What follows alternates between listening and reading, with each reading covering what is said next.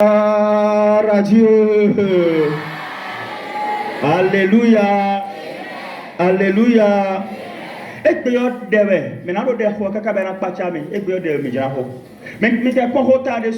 comment obtenir une chose difficile? Comment obtenir une chose difficile? Nous avons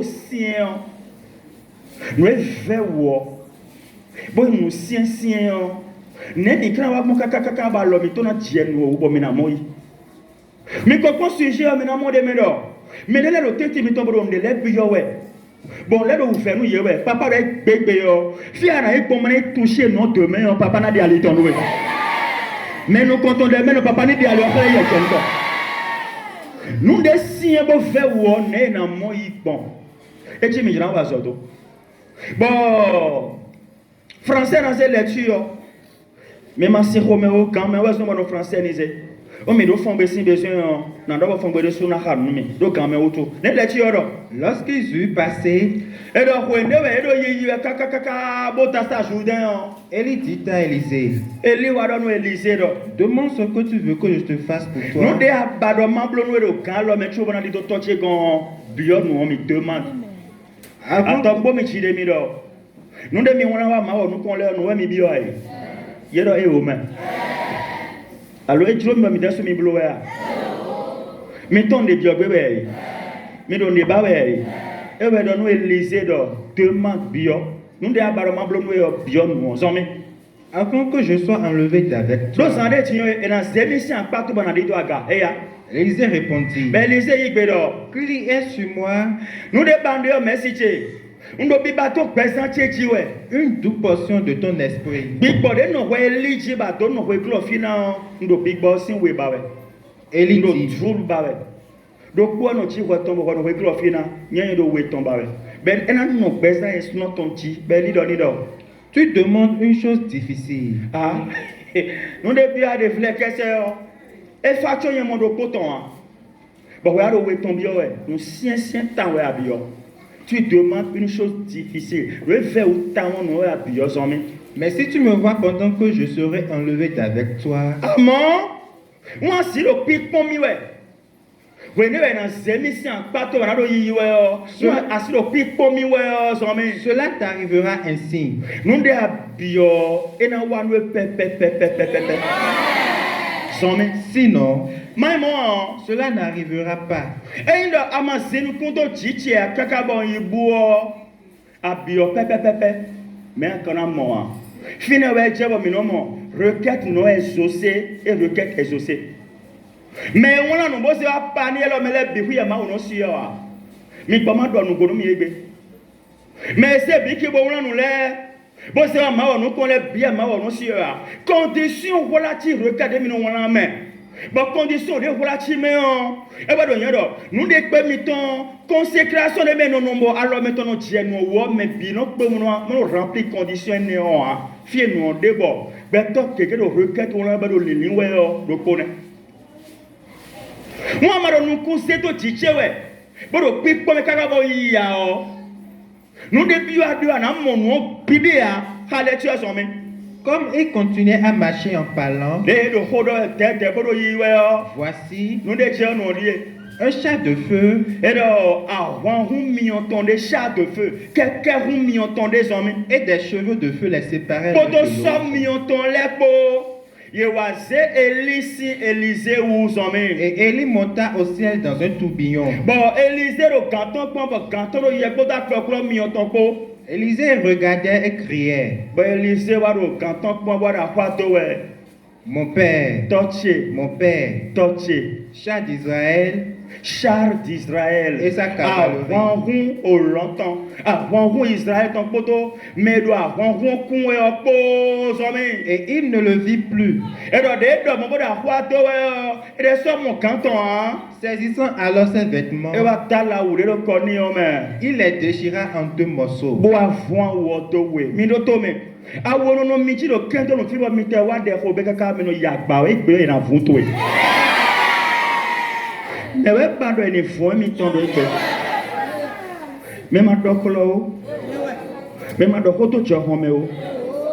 Mais para oueti bemi tonti. Boya ou renton. Aou yaton. Aou goyiton. Aou saklaton. Aou metchome bibloton. Aou afejuton. Aou maïseton. Aou ahoton. Mais para na fundo ete. Abare na fundo. Moi chacha de bo kan fan biyo men. Bon biyo kan fan de biya chacha men yo. Awo kuton de kon de popo mi ton le yo. Kan fan ni bien bo foncer comme ouais.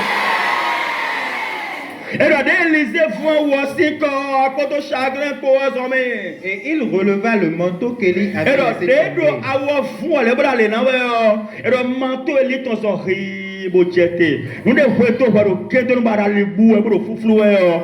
E pe alo to na je o. Le vôtre amen. Le vôtre amen. Le vôtre amen. Zomi. Puis il retourna. Verset 14 et ya zomi nelo. Puis il retourna Et d'accord. et s'arrêta au bord du Jourdain. Bon notre shooter si toto. Il prit le manteau qu'Élie avait laissé Bo si tomber awude jotonion. et il en frappa les eaux. Bo sindo sionji. Et dit, Bodo. où est l'Esprit? Et le bon do. Et dia. Où est dit? Uh-huh. Où est l'Éternel? Très bien. Et ya allez tuer zomi. Le Dieu d'Élie. Fita maweli tonde. Mi do to mi men. Pour les ponts de titres de titres à sous-toi, pour les ponts de titres de titres au boutique ou atelier, pour les ponts de titres de bibon, pour ta base à pas moi, bon, ben, gloyo, à où devait les zito, tordi, boto, mato, et puis à où ils sont tous zito pour les collèges. On t'en donne mi rodé, béton fort, mina mon codo savon. On t'en donne mi rodé, boton, si fier, mina moi, bon, béton, et si on m'a donné, Élisée tout droit, autant tu as guetton. Bon, mais il y a un temps là depuis il doit balai. Donc, il y a un temps là depuis il y a un temps là depuis il y a un temps là depuis aïe hachiro d'intro d'hier. Aïe hachiro avec bébé. Aujourd'hui habite demain. Aujourd'hui habite demain. Aujourd'hui habite demain. Jésus. Quand on a béni ton corps dans le corps, Bambia a reçu bonté maintenant. Nous voilà ti holo le mais on y m'a doit besoin maintenant. Non fait le Christ mais introduction c'est ma route tebeo. Non ba maintenant do introduction. Le toi mettons des chemins les nommés. Et donc ma route to c'est ma ho. De ma route ari atindo. Ben on a non introduction. Mais on do corps du devoir, on do conclusion. Introduction tu me rasan beton ti yo. On t'a dans le milieu, on me m'a do dro dagbea. On m'a une vraie décision. On m'a une persévérance. Nous sommes sincères, mais nous sommes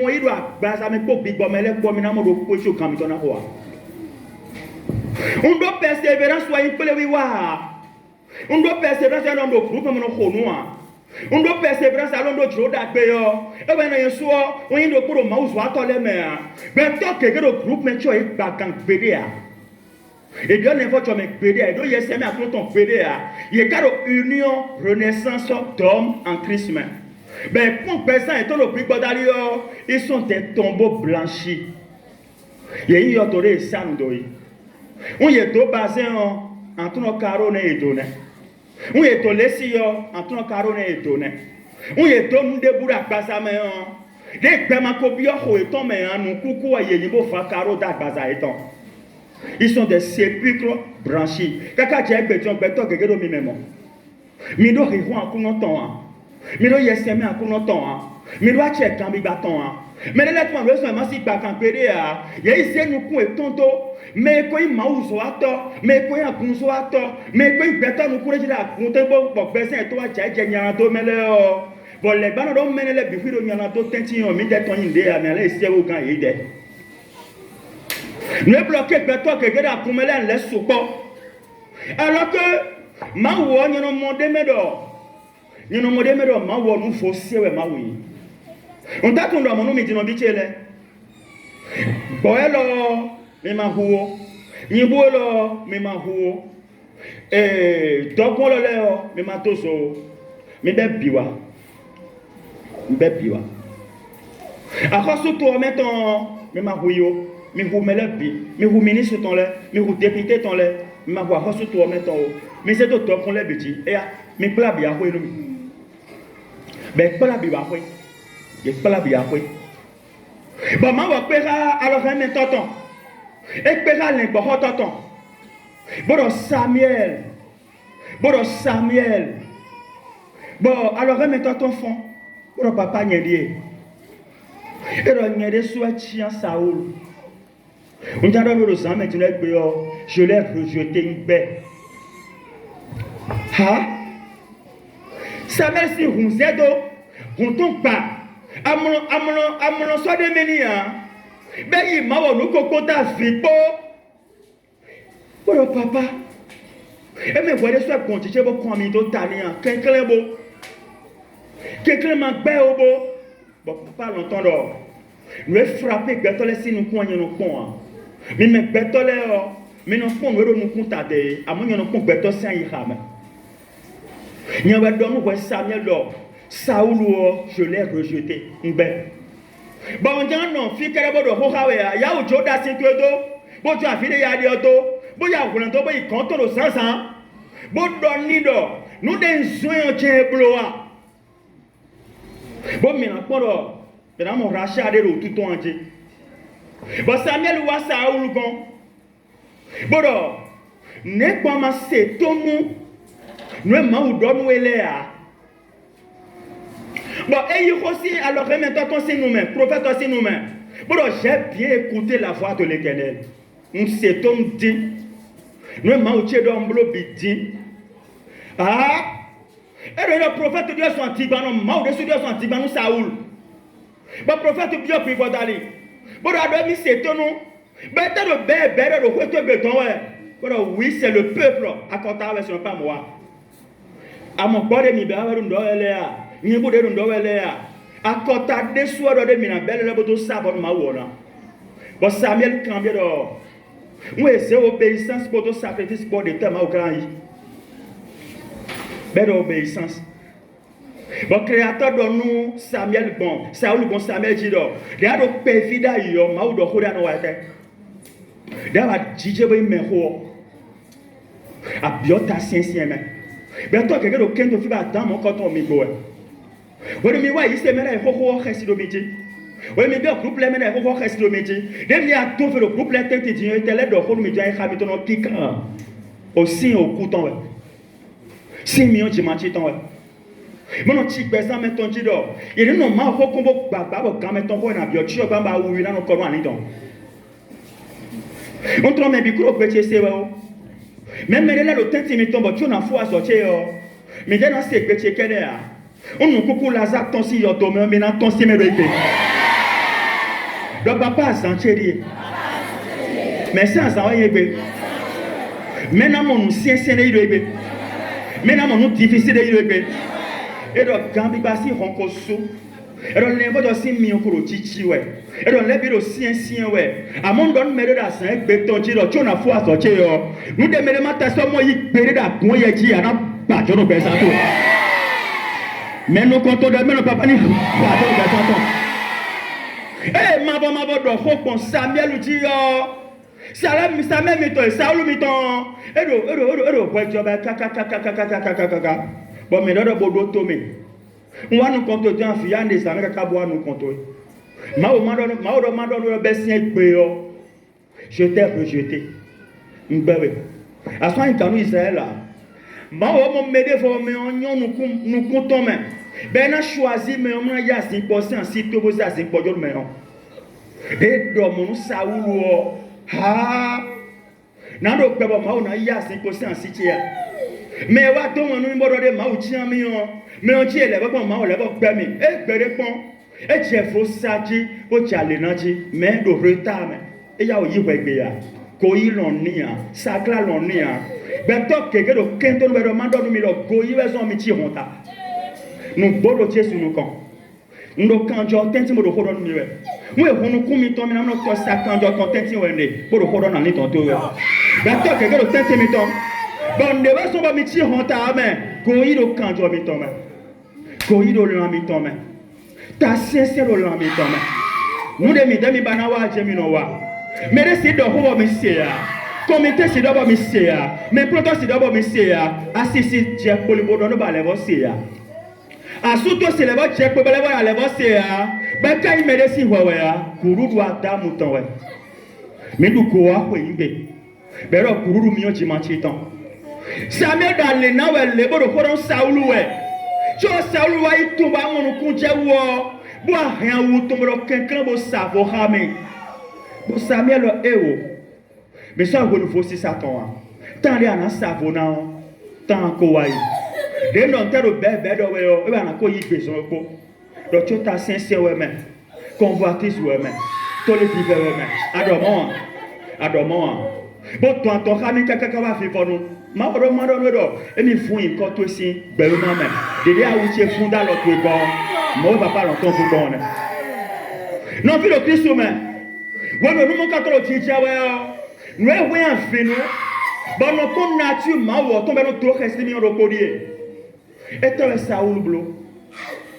et convoité bo bosé et convoité nibu bosé et convoité à voler bobé ba ko toi mais ton ewuya yana do de wa jene ta sien to li vive pere on me de buro kendo fi mo fe to li ai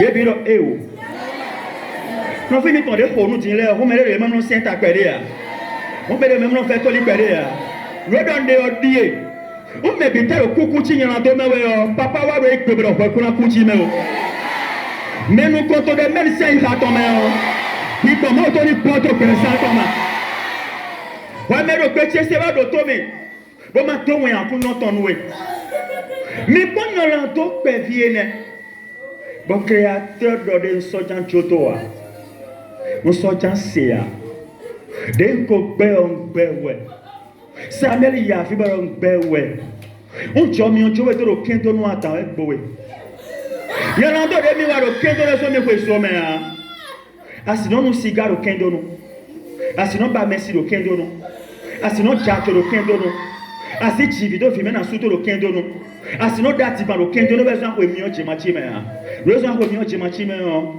e we ya te chichi adonti don ayin yana do mo na do to do no quand tu as tout belé banoblo medagbe abulu toto besan to banoblo medo ri hoye we so ko mi o chi ma chi me o e ba do yin we do le blanc ma wo to no sadiwa konte we bakaro bigba we ma mo Saul si horo pacha me nyana to de Saul wa ne no bi chele ma o do mi froje to ton me pon we go ton le ba ya si koton me ba ya si koton trop lo finon David we ya si po Saul ton trop lo finon et que Saoul tolo David doit y assez pour Saoul ton ba nyala do de te David ye wa nyala do nous content et il peut mêler vos sens si le voulez pas mais c'est un grand péché bon les vos certes David on les doro il nous a comme nous merci ha mi lo mene ben de mêler vos sens si me dia ni place ye ne wa no me de nous mon content jouer me ben pour mêler vos sens nous va content le faire ça non me laisse mi pon nyala do ne no bichele mais fin bon alors mais c'est bon vous c'est ni bois ko be kon mi jan sabaru ma wo ko to me mo mere posi asido me lo pa me be ni pala wa bon yo no si glabo be ya bon yo no wa content be ro de wa ho che me tin yo we no che da super si ko tension no na che no no ro kan che ama si blom de ne asoche yo militaire to ro ko me bo ase do ahwan gbe no iri we no yin be ro e ro kan to to le me quand le roi parle, personne ne parle. Parce que il y a un endroit où le si besoin mais il y a un endroit le roi. Le Tommy mais assis pour ton enfant le besoin. Mais le poli ne même pas ni roi assis pour toi. Non, mais tu l'as nous dans permis ton chien de odier. Qu'est-ce que le poids dans ce carreau il y a un endroit si besoin mais comment? On y est des chivetos il y a un endroit. Abie chiveté mais anon de te anon merci home anon ayi be ya merci atogo me anon merci anon anon awa we glo fi ante awa toto kede ete kede ablo edo me susu ba yo edo kendo me ba yo da ko ba yo yele da ka ba yo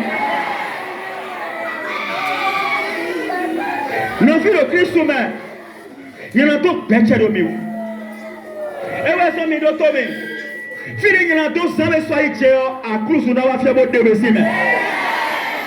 Il y en a d'autres tes ans de longueur mais on monte avec des trains de longueur mais. Et dans tes temps de largeur mais on t'a des trains de largeur mais. Et dans tes ans de hauteur mais on t'a des écoles et écoles d'aka. Ben c'est comme au cadeau ça tu dis. Il y en a d'autres tes ans de profondeur mais on monte avec des sciences favor. À cause soyez bien profondeur. Vie de boy a 2 ans mais le cadeau ça te n'a pas envoyé ni ça longtemps. On m'a dit on da horo kodo mi me. Ben et de men do kodo five si c'est quoi. Ni de men mo ça te ne va content. Il y en a d'autres da horo de men ça te ne va content. Nos deux c'est da horo de men ça te ne va content.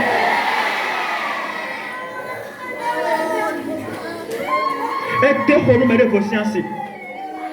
Le roi David a enchanté la femme d'autrui. Et deux fois nous mettons vos sciences. Dès deux fois nous mettons vos sciences, il faut voir. Et ici à ce temps, on peut nous voir où manteau chiton. Pour mi oui, mi c'est de faire maintenant de venir couer. Mais ben vraiment tu as l'automne ben ben quand on bien que ben nous riba. Bon David, mon péché est caché. Mon péché est caché. J'ai couvert mon péché. Nul ne peut voir mon péché. Donc, moi, il sert aussi violent. Il y en a deux fois qui quand je te mets ça, tu n'as couru aussi quand je on doit mettre des mots au mimé. Mais le faux salaud. C'est vrai qu'il y en a d'autres qui ont mimé. Et là, ça quand je mis ton. Bon, ça y a mis ton. Bon, ça y a mis ton. Mais on doit mettre le on est tout à quand je j'ai vu le Christ humain. Il y en a d'autres d'arro laisser les voilà d'accord. Mais maintenant il y en a d'autres pébi là où. Va mettre le hostel de le péo. Jamais le tepo le kendono. Il y en a d'autres qui avoir le kendono toi. Nous sommes rendus à toi en toi. Nous sommes à nous quand nous sincèrement nous n'avons il a vraiment le même eu en toi. À mon tondo polo. On tourne les bras non de bois d'idadi. Mais si nous comme je suis là à la colère et je suis riche en miséricorde. Mais de même il y en a d'autres les bien mon les blancs et le main noir et le main noir. Et voyez c'est Nathan de David. Il est essayé sous le compte. Bon c'est ma route il est sous le compte de nous ma route pour le compte le compte mais David a donné sur notre homme. Achila ne lo to me. Jobe na ta lo jini lo etoni. But de ba mo nu kunje wo e lo j'ai péché. Ne ba blomo e do ndo ndea. David, pourquoi as-tu péché? David ne ba wa yando. Mi de be beza be mi wa yando be kamera ne ba mi wa yando yo me ra su mi ton so mi do jere. Ye igbe nu ho che ya. Ye igbe nu me ya. Me be so ba ple ko me do kwen do me. De fi de ma o na mi o fi le. Filet sont pas y comme que n'a bien tiré des mains. On voit y que attaque quand sont les pas vraiment y que. Vite sont bon à nos plé comme. Vite sont pas nos douka. Vite sont pas nos mo encore. À surtout sont bon à nos rendo comme. Ye va être demain. Ye va être demain. Mon me reporo mi me bo si ta ya fo bien gada kede. Bon, il y en a deux qui appellent oui. Bon, là, mon této longtemps. Ben, mec, comme. Alcool. Sérum. Nien. Antiquin. Mais nous contrôlons, mais nos papas nous plaisent. Ouais, mais nos petits, c'est ouais. Ma femme m'a dit, oh, doit y rater, mais ouais. N'est pas bleu, moi, j'ai péché. J'ai péché. J'ai péché. J'ai péché. Et vois aussi comme. Et vois aussi comme vous doit, oh Dieu. Aie pitié de moi. Et le moment où tu vois les blancs nommés. Il y en a d'autres qui les bitos nous compter. Nous tu vas qui les bitos nous compter. Où est-ce nous allons tu vas aller dans notre todo nous compter. Où est-ce nous allons là nous va nous compter bah nous nous compter où bah ton valeur nous allons ton nous allons dans ça pareil. Bon Dieu cambio mi do. Mais ouais il y en a d'autres d'arou ni on poto mais ben nous a comme au saint On met des bêtes les temps d'avoir maintenant il vient chez ma team. Mais de haut je vois les bananes amigo. Mais mon babo bepon, bon mon yimbo bebo sien tapé yo. Poto me iba merci, poto horu merci, bo le roi souton. Maintenant il vient chez ma team. Mais sien tapé yo. Mais ouais t'es yo. Donc Tommy, quand je regarde lentement, quand je ne pas merci. Quand je regarde lentement, quand je ne merci. Quand je remets lentement, quand je et le laga. Mon Dieu non, oui quand je blé. Ben si quand je ou toi, à blesser ta soya fort, fais ta main blesser ta fort, fais ta main. Si mort même hein. Mais blé biro même hein. Mais kuchi biro même hein. Mais il y a d'autres d'abord même hein. Fais ta de l'osati sama. Venez Rive. Wa hoda ira toma. Wa hoda bigo toma. Wa hoda lito toma. Kendo noue. Mina imi ochi machi mekpere ya. Yana dona te zami on toto na wa yimi. Mina te ina kiso chi bebe ko ibe yo. Pe fi de ko ibe o jesu na desi mi o me. Ali to le mele bi mo ri hoyi.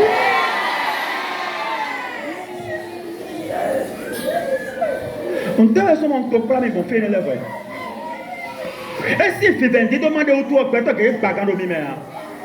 Mina mon cambi bayo c'est la décision, la vraie décision, la vraie persévérance. Mina bien l'invoque même mina to endo mina no de tiro kendo kede we ya. Mina no de tiro kendo kede ya. Avant de l'être. Bon les gars no comme les tiro no ton no fini to le lo. Et te ko to gara contre ti ba le ya konde poti ça là. C'est anti-biblique. Pépé fondateur de Mido. Recherche du salut. Yéyibéa. Recherche du salut. Maintenant que c'est un cassato, donc là, on va dire au Kendo Rumi, Benumia. Yéyibenumia. Maintenant que c'est un Chamaï de Hogorumi, Benumia. Donc, Bemano Poto Bainoba. Mais non, on a des philo Quero, non, philo Poa. Moi, mon Kendo Noa. Moi, c'est tiens de défense la Concoméon. Quand ils sont modito, assez la glace. Quand ils sont modito, assez le Condoméon. Quand ils sont modito, fidèle d'Odede. Bah, toi, si nous chocantons, oh. Maman, c'est un Warachi Honta. Bando, a papa fite a mionde. Bon, prenant d'ordre et son samion de Ekpea. Mi me repris bossi nous bavele. Mi quelqu'un va prendre décision de présent, mais ton Dieu. A toi, comme tu dis, toi, mais ton route de me lever. Les voix de mère. Et les dénoms de non y'a, on va me les non tomber. Mon nom n'est pas mes potes dans le yak. Mon nom l'a non couché, non l'a non couché. Non, non, mi mano a casa to kedeo. Mon nom cabo gosse de goya consu jadon. Bon, collègue la nous yewe. Nous gloire son salaud de homikan so soyi. Fantodo de homikan so moyi. Fide bodo de kamikan so moyi. Deux tatu son. Tant pere na mileo. Mi do namba permana do percho kametona ho. Ama to go me kedonwe. O kanto do hi ho eleo. Si akwara do jito 100%. On tient bien nous attendons mais nous nous comptons bien nous on dit on bien à longtemps des leurs vêtements blancs bah les tonton c'est un bazar mais à les ton a ou pepe bah le sotade mais nous comptons même avoir dit check nous quand on bien passeport nous on bien passeport nous on a vu on a carrément c'est ouais ma toi et t'es là ici avec viager à des passeports tout le temps. Mais nous comptons les mains pour pas les passeports contrôlés. Nous attendons encore des millions de et bien nous quand on a le hiho bah nous filles aussi on bureau qui comment on tourne sur présent les voix de men on s'agrène à pévé il y a pévé fanfare on tourne à pévé bah t'as pévé dans ces pays on se fiche bien qui compte tout le temps. Mais demain, nous sommes papa nous a encore d'autres filles.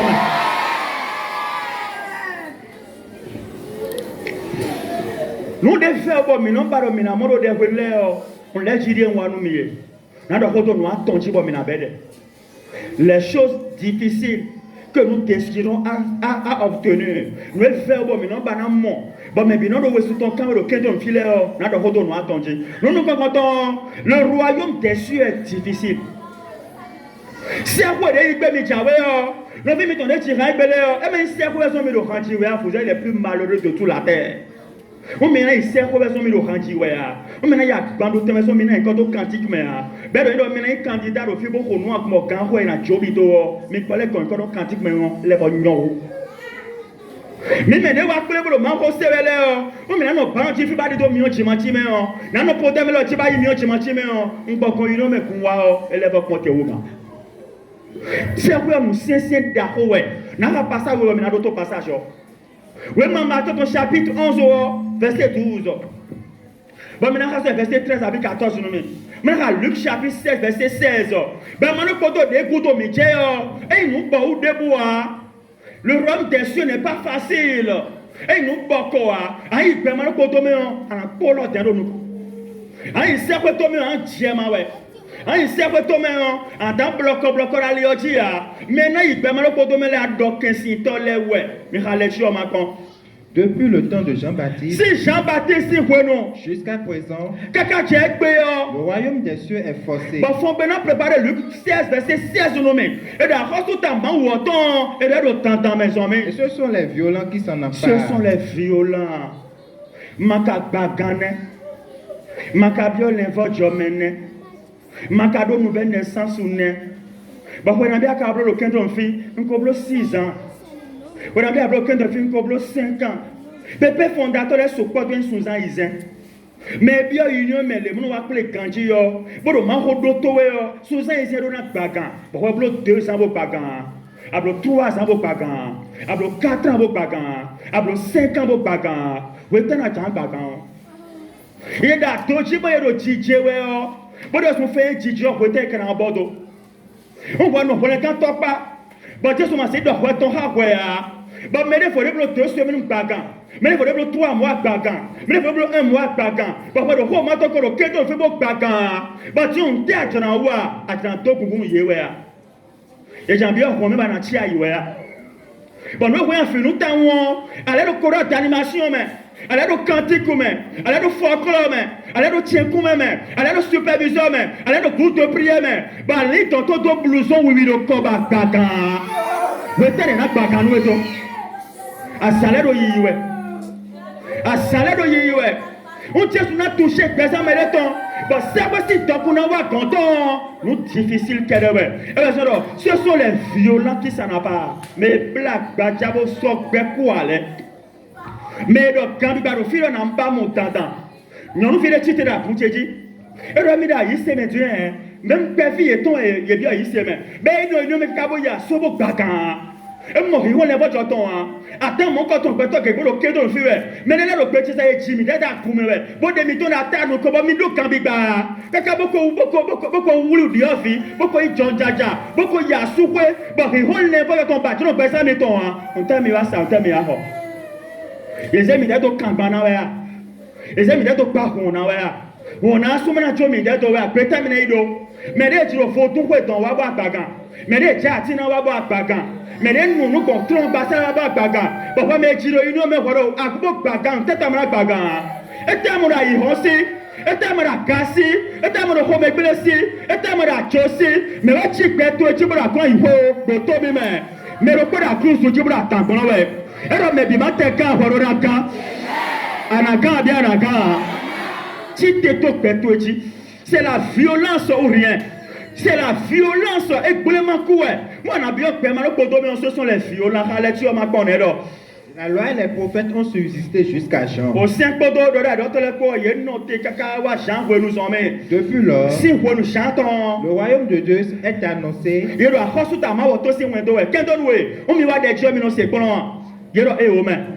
Mais va dimanche c'est ma roi. Mais va mardi c'est ma roi. Mais va jeudi c'est ma roi. Mais va prier de nos filles c'est ma roi. Bon, vous terminez bien à cause de ta main. Et la cause de ta là le fils bio est sommé. Et chacun use de violence pour y entrer. Mais maintenant bio meleo. Les donnants si en donc il y a c'est problème pour si en auto ouais. Tu en bio à cause de ta longtemps même. On peut maintenant pour toi il nous facile là nos vigilés. On met dans bio à cause de ta main autant mais mais les votre petit au présent mettons. Mais dans Jésus Christ dehors. Fidèle nous bocho j'ai pé. On met dans les camps bon mais ti honta mais na Mi dans les cas papa va perdre mi soigner yon. Mi dans les cas quand ma soeur mon tout béton mi ouah. Mi dans les cas quand bondo quand on va comme papa dans ton fille mi gosi en. Bon n'y pas mi ko bien quand na gundo pas mais casse toi tout ouais a finu no biche. Ouais mais le péché c'est ouais holole hotu ele ouais. Holole hotu ele ouais. On pa mano ko do on mo fe uno bichele. C'est quoi me bien bien. Ben enfant me dit yo, Nicodème cambio Jésus den ko papa dit yo. Na bien no chesi ho me na jimi we ya. But Jésus na bien no to si ho me we ya me. Ho na no te cha o bi bona bi yo me. Ben na se si ko do bi babo. On bi si ko bi babo di cha do ko za be le mama. Ho ma o ton se we no de bo miracle na bi no ti. E we so na kon present do pi pa we we ya. Bon we ma le coton de bien nous font pour yo 16 heures de terre.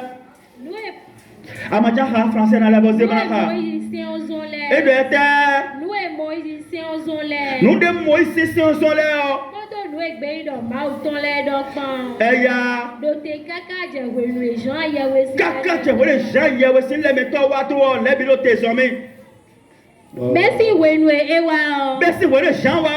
Meleje wendagbe do hodo ahosururu mauton ujila meleji. Eya so mi ma ko. Ba meno kolo do gando e. Meno kolo do gando e. Ben mano ko do fi kendon to e. C'est quoi de facile wa. Mais non bio mele ye na wa te. Ye ma yi gbenu mi ne. Quand tu dois y aller à notre tamba y no ho. Quand tu dois y aller semaine le kolo to na wa de so de ba bi no fo wa. Quand tu dois y pele ki ko mo dimanche kede ko no wa pele ya. Et t'as même le canton de ouais. De voilà quoi bah ouais à Togan bien à Togan. Yéyi benu me hein. De à quoi ça me ba coton à le canton ouais tiens. Bah toi le même te bon nous plomb ça mais.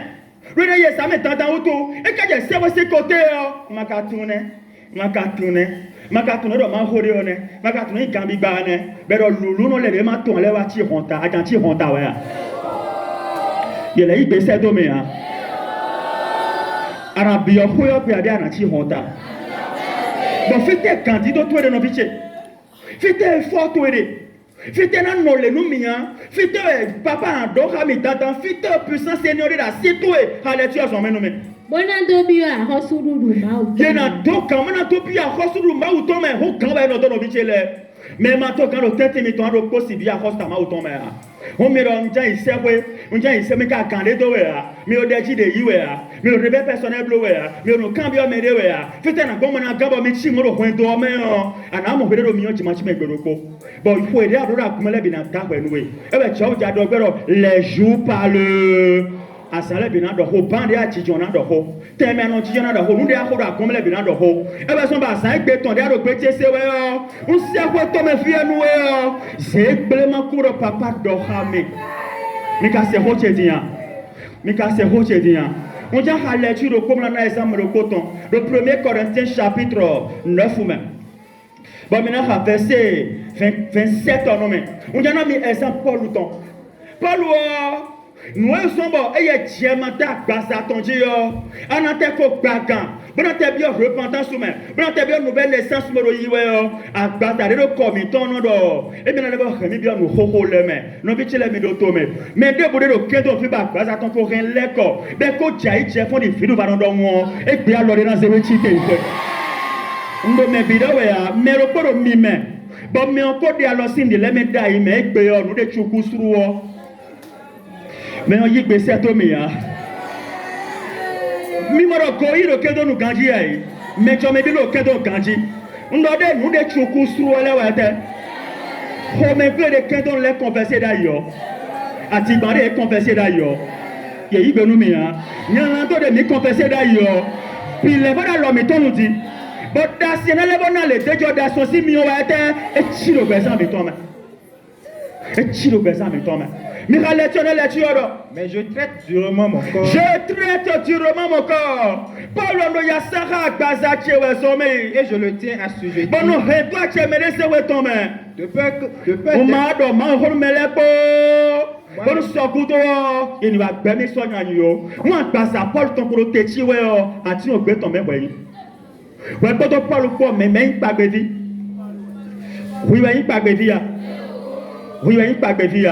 peur toi ton Israël vivera non toi Israël vivera moi quoi encore mais en caution photo un homme là Mlom la sangbeto, mlom la kulito, mlom la china, mlom la hedioso, mlom la ta. Ba no kuto mlom otara mlom to me. Jesu tota kanjole me. Tota kanjole me. Tota kanjole me. Je traite durement mon corps. Mais de profit de ma base à notre yania. Vous avez dit à notre terre. Maman, nous avons surtout donné moi, ma terre entière, tu l'as dit. Vous pouvez nous raconter un fichier pour m'en donner notre terre. Avant de te dire que gloire base à toi, nous avons été bloqués. À notre terre, nous avons dit tout, mais il veut nous mettre. Alors, nous avons dit, nous devons converser. Et nous devons essayer. Et nous devons comme nous avons gloire. Et nous devons comme gloire. Nous avons base à mettons, nous allons à base à mettons. On a fait au Christ, mais ben, nous avons et faire où. Et faire où. Et faire où il tolère. Et faire où il tolère. Et faire où il tolère. Et faire où il tolère. C'est quoi faire où il tolère. C'est quoi faire où il tolère. Ma voix non de raison pour c'est quoi ya.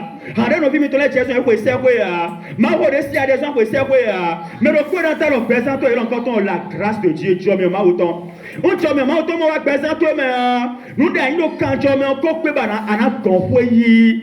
Nous bitele Jabu kamera on tek beton yanji. Pero beton on musi ni nyando dom. Mo me non musi bodi nyando dom. Do kwento mi tole me aso mi tole me. Ela son do to me. Acheto si dio wi de suno a. Me na dio presento yo. Mi se no kumbo pome on se do kan so atontenti. E so afato do ton. E te ba ba de do kendo no. E te kan le piji do kendo no. E te wli afan kanto me do kendo no. Nyando de te me achanchi. Nyando de te chi beto eji. Il y en a de tes blagues de cocain, il y en a de tes sourons de présenter. Ni quoi tchatcher sur toi, ni quoi tchatcher sur toi.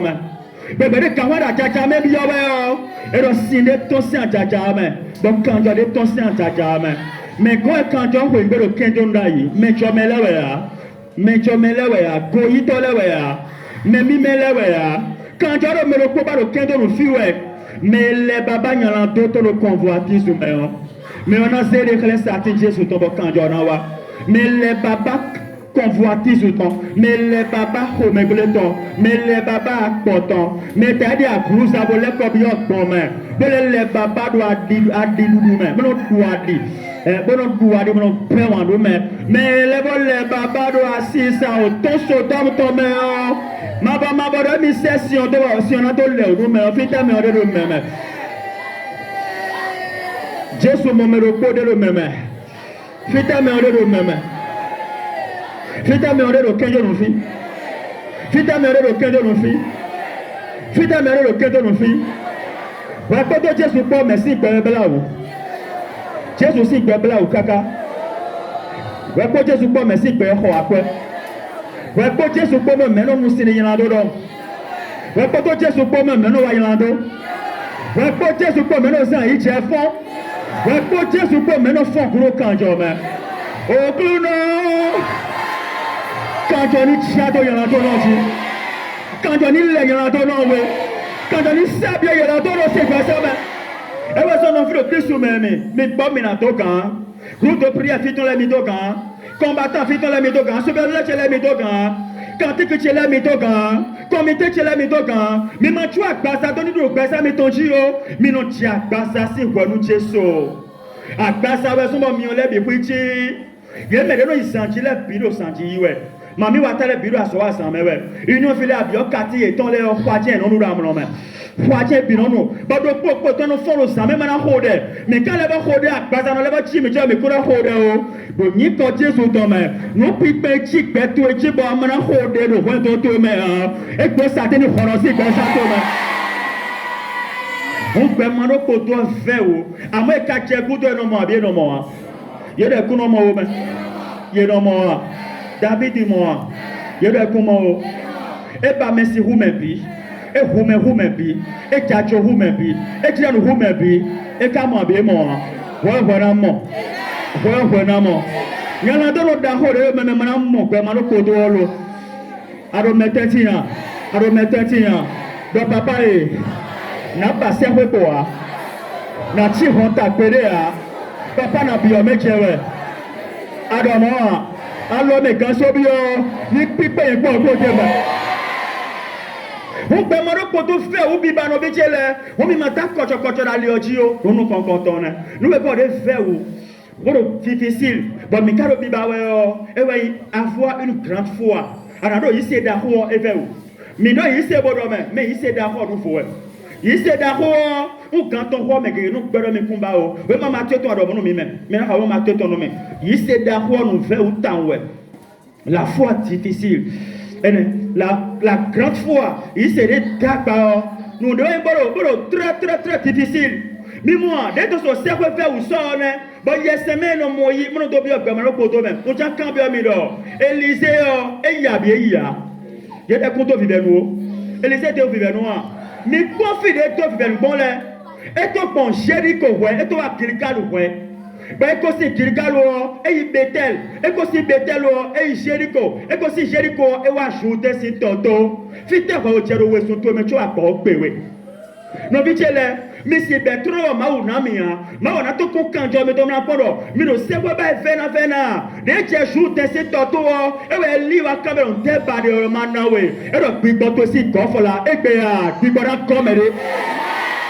Pigona comere, pigona comere, pigona comere, pigona comere, pigona comere, pigona comere. You know, tough even way. You know, check good way. You know, good Canada. And now I blow what you are can't to let me watch it on the woman. But more mellow many de way. Et your chest war. And I don't so many little cattle feet. Mavo, my boy. Mavo, my boy. Mavo, my boy. Anazé puis quand on baptise mais aucun de nous et quand on a comme mais aucun de nous avoir une grande foi est une chose difficile. Matthieu 15 verset 20 et on avait de baptiser sur comment faut ça ouais bon aller na ouais bon petit ouais mais ku kan demenio et donc Jésus ku kan demenio apôtre le ni nyesi ku do mi ton avant verset 24 de ne le tioro. Il répondit, je n'ai été envoyé qu'aux brebis perdues de la maison d'Israël.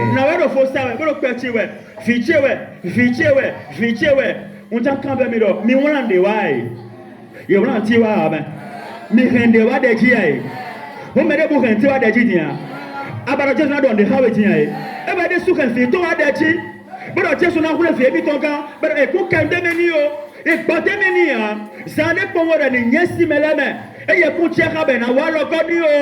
Et ne kudo papa longtemps le wa konton bodo. De akado fi ben to bodo afiabro fo sawe yo. Do tomi, ye semi to kwekon ha. L'enko bubu le kon e semi do. Où ma tableau programme to do de l'homme ya. Et dans si vraiment kuto wa papa na to cheji to.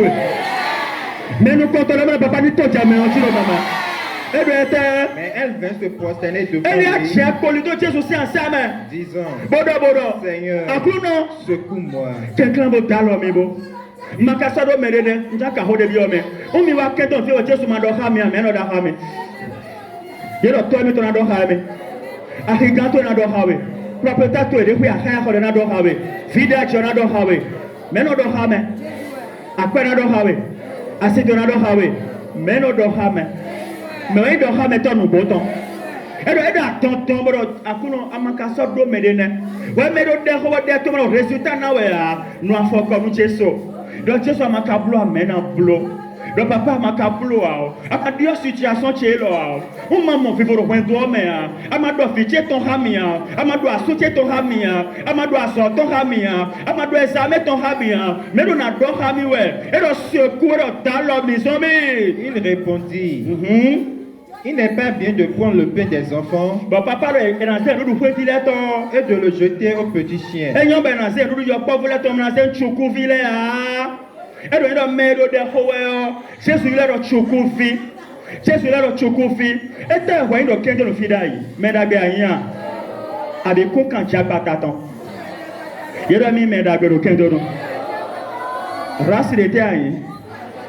Race de vipère.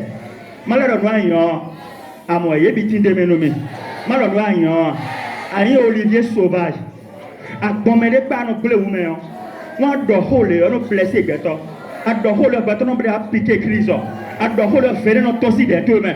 À y il y a encore tout à cruise à béton. Il y a eu que le rocher. Il y a encore trop de choukou maintenant. Il y a eu de nommé. Il y a eu encore trop de temps. Si kouka. Bah Jésus l'a ressorti dit et maintenant il y a connu. Ni moi personne ça dit papa n'a dit connu mais bien connu comme. Alléluia non mais. Oui, Seigneur, dit Papa en y demain. mais les petits On chiens. y que dans y choukou si fi ayi be ya. Ye yi be ya mais. Ano do ham do point do mais. Ano si ko me pere ai. Ano mo akwa pere ai. Ano do chire pere ai. Ano hu do pere ai. Me ba choukou si fi yo. N'est pas votre acheter, votre pays si acheter ne plus besoin maintenant. Et le papa en train de power. On met si les gens nous ta photo tu cousi filet no biota et non biota fo kole. Mon chien doudou bevile tondo. Docteur même et bébé ana chien doudou. Puis comment on a ton doudou noué. Puis comment on a un doudou noué. Va même matcher au kendo noir. On n'a pas ta besoin de bébé. Alléluia non mais. Alors Jésus lui dit, Bah Jésus donne non. femme, ta foi est grande. Alors il sait que daga. Qu'il te soit fait comme tu veux. On dit qu'à bien mi, et font tu ya. Il est font tu ya. Et font tu ya. Et on nous content ya. Bah fité bah il sait d'accord si ouais beyi. Mais na bien il va be point to mi ton lema. Mais na bien il va be groupe mi ton lema. Mais na bien il va be la quantité. Ouais beyi si un chef fort ma vilema. Bon ta sensia wa ki claque la tibiba pe kanu me le bi wa sobe. Bon il sait soit de egbe ya. Oui, on a deux ici d'arro, nous avons fait au, à ma top pour me, et bébé de mi va de robe, papa de mi n'a pas de mi. Mais nous comptons les nanani de men. Les men ont baissé peu à nous y voir. Doit surtout égon. De nos vies les têtes. Abana y voir. Donc Jésus n'a mis. Ni n'a wete. Assemble les. Assemble je m'en fous. Ça le taille en Angleterre. En Angleterre. Voyez, on a eu ouais, papa d'Ahouene, maman d'Ahouene, tata d'Ahouene, en Angleterre. Au Kuno, ah, vous connaissez, tu as connu le Kébolo. Nous avons encore des faits. Bon, nous avons des hamions. Avoir un miracle est une chose difficile. Et dans mon outil, nous t'abara bena tieto metio ndembo feu. Donc il y a des tirs de ma Makuton chapitre 10 verset 46 ben encore to bâtimé et ton coup pour ba no ku ton eblo bo so no mo ya bâtimé so no mo ya e ba de ma so no mo ya e wa se ro Jésus ti ma ko igbe bon cha camera Jésus wa kedon do igbe yi ye de ko wa o me et dans vidéo ya bien ton père de Jésus au milieu et dans nos têtes y est ton midi de Jésus wa si on dit quand bien mis le problème de mi révaleur et là donc ouais ton bien là tu vois ton dos et là va être arrêté et là va être arrêté et là va être arrêté et ben t'as vu caméra mais do y a bon c'est qui dit c'est seulement mais c'est Jésus de Nazareth bon nous comptons à Jehorodia et le fils de David aie pitié de moi au vit David du temps ou les blancs nommés au vit David du temps mais le corridor au vit David du temps ou les blancs nommés ni wa été adoré. Des adormons senti présence au temps. Des adormons ils sont mieux me bochawe. Des adormons ils sont choko me bochawe. Des adormons ils sont tekwe me bochawe. Des adormons ils sont mato me bochawe. Jésus. Ça t'a touché comme ça là. Des savez le khodowe. Et le menene chite bra. N'avait fini. Et le tout est dans là. Et j'ai d'autres tout ya. Bon j'ai cambié le kingdom d'or. On Jésus j'ai dans votre régler. Bon on a deux vous nous y régler même. Et j'ai dans votre régler. Mais toi il y a dans régler. Votre ya. Et le dé dans mon nion. Et le élève tapa ou comment. Pour le vitabilité. Au vitabilité. Ben le ya mi beaucoup les wa nous mi. Et que papa n'a pas oui. Et vraiment on n'a pas la baisse à toi. Ewa waran bâtiment non oui et le yiro wewe ewa de Dieu nous compte tout temps Jésus a caméra que veux-tu que je te fasse et t'es barré ba ma blonoué si on va requête mi ton leji on t'a mis barre ma on a blon mi trop mais na cette jour ko na jadi doji on t'a mis dami barre ma on a blon mi tête trop do e ko de la bon jambe ton mi tu me na bien de homme et t'es barre papa na blon mi trop Que veux-tu que je te fasse? Et t'es comme le Hodowe, de Hobodo sincérité de cœur. De Hossein Hatome, man, who don't make your message. Et t'es about just not le dit. Adonia. Mime de Horo Kalome, papa n'a visité, mais papa n'a sur le propre béton. On tient combien mille des bâtiments de on va nous coucher dans roi, des Jésus dans nous couteau au roi. Mais ne va pas me bien l'homme, Anthony Check Béton. Alors, Anthony Check Béton. Miracle me toni wa do epe. No chiu me toni wa do epe. No chiu me toni wa do epe. No chiu me toni wa do epe. No chiu me toni wa do epe. No chiu me toni wa do epe. Avoir un miracle est une chose difficile. Et là, mon miracle, et fait où? Ben, il m'a consacré, il m'a déterminé, bon, c'est que ma cour papa, nous n'avons pas un de flingue à vous pour un tindo. Pour que nous pointons, nous continuons. Mais des gens qui ont reçu, pour nous n'en léa, et wa biwa. Bon, chacun va se faire tout un dia, bien un dia. Plein de un dia. Plein de adoration, bien un dia. Des adorations, bien un dia. Même trois dia, coubo, à mon houdé de examen, bachaïo, et rien à dire. Jésus a dit sur le quotidien. Baye ça met en dit du quotidien. Au coup de Jésus, j'ai te beaucoup miracle virtuel. J'ai te beaucoup touché virtuel. J'ai te beaucoup partage virtuel. Miracle coup d'autre on a ha. Ouais vraiment le couton. Chapitre 1 verset 5 mena verset. Wendo de là ouais. Bon Jean connaît wendo ne là. Et là Zacharie poto Elisabeth ko. Ben le coup mon vidéo. Mais câblonde, et là il voulu pour mauso. Moi, on débat de ma aussi à ma camo à nous décourager ou à bien au ma ouzo. Que tu me le péché c'est vrai. Moi, on débat de ma comme à nous tout faire de ma ouzo mais à bien nous décourager. Mais de haut je pas au soccer si des rames.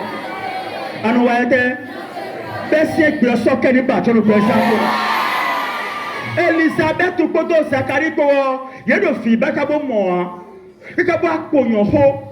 Bodo mauso wawe no bichele mauso wawe ede bo ero Zacharie do hosa ba gonro de howe ago mi me na be descendre ti yon won sa gun to ina wa won sa gun ti ina wa no de ba de si fo na bi de yo e pe ho na moto iro yin ko je ko ma ero de Zacharie mi to do aso wa do howe obewe bodo hosa bodo fosa we o bo me le do pa fe mo de howe o ero won sa gun ko tonto ti to bodo Zacharie ma wo semi toro ma do do de kwa de si we mo pandie ba ma mo so sumato ma wo de pe mission de to e asi to Elisabeth na mo atogo bona chivire bene lo fioro Jean me do fi ba bro kento lek pe papa na sio ro kato me to me no konto de me no papa ni sio to jango mama me le da subaro mi mewae me da sibaro mi mewae me to na yak ban jenwe na blo mariage jenwe meto na bano asiche jenwe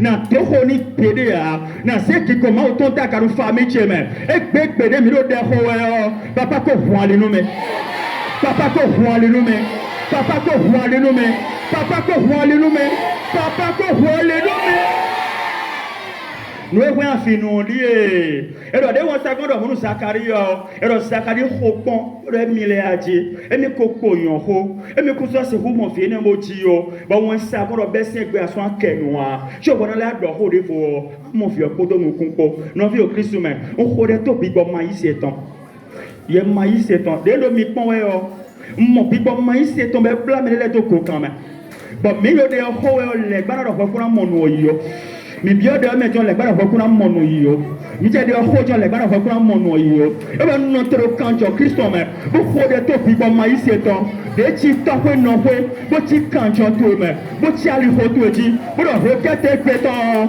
ma wo kuna si yo ho o bo kuna mono de do yi pere kon do ni ko Kristo me e ya satani hodoni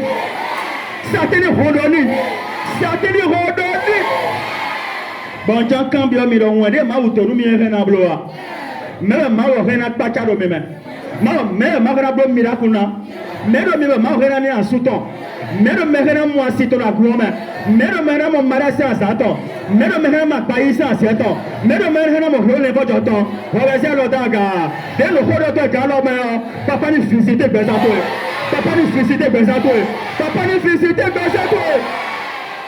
mi chite bo mi na hode mi ya hode ton